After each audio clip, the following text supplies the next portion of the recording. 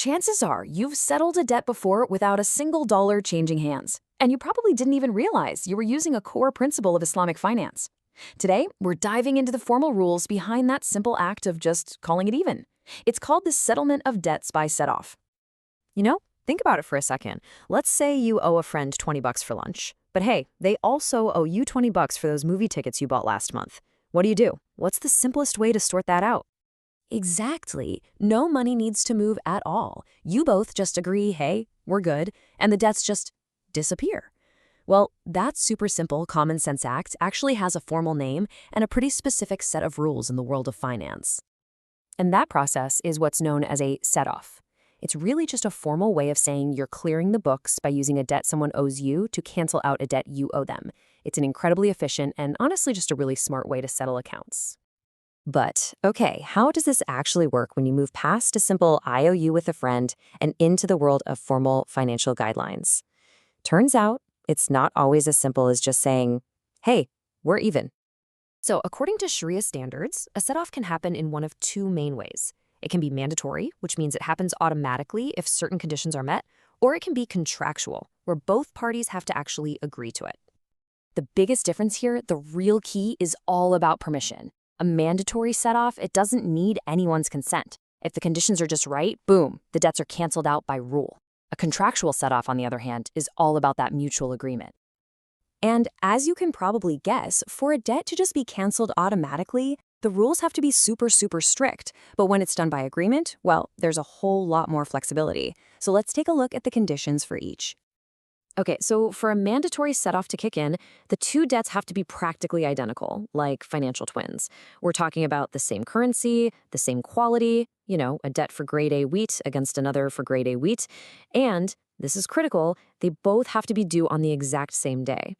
The law basically sees them as two equal opposing forces that just naturally cancel each other out.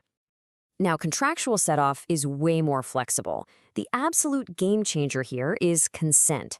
If you and I both agree to it, we can set off a debt in dollars against a debt in euros, no problem. We can cancel out a debt that's due today against one that's not due till next month. As long as we're both on the same page and agree to the terms, it's all good. And all this brings us to a really fundamental question. Why? Why are the rules so incredibly specific, especially for the mandatory stuff? The answer actually lies in a core principle of Islamic finance that's all about ensuring fairness, avoiding something called riba. I mean, it can seem like a lot of bureaucracy, right?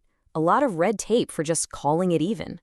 But there is a powerful, deeply ethical reason behind this entire structure. And that reason is to avoid what's known as riba. Now, riba often gets translated simply as interest, but it's actually a much broader idea. It's about any kind of unjust or exploitative gain. It's a system designed from the ground up to prevent one person from taking unfair advantage of another just because they have more financial power. The standard itself is super explicit about this. All those rules we just went through, requiring the same kind, the same quality, the same maturity date for mandatory set-offs, they're all safeguards. They exist to make absolutely sure that the set-off is a truly fair and just exchange, not some kind of backdoor transaction where one party ends up profiting unfairly. So I know this might all sound like some ancient principle for simple debts, but what's so fascinating is how incredibly relevant it is in the high-speed, super complex financial world that we all live in today. Seriously, think about it. Every single time you use a credit or a debit card, you're plugging into a gigantic global set-off system. These financial clearinghouses that connect your bank, the merchant's bank, and the card networks, they are constantly netting out trillions of dollars in mutual debts. Instead of every bank sending money back and forth for every little transaction, they just set off what they owe each other at the end of the day. It's a high-tech, lightning-fast version of the exact same principle.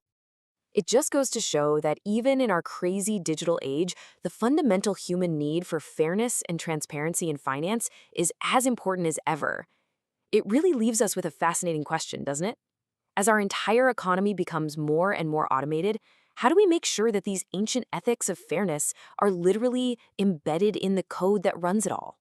Something to think about.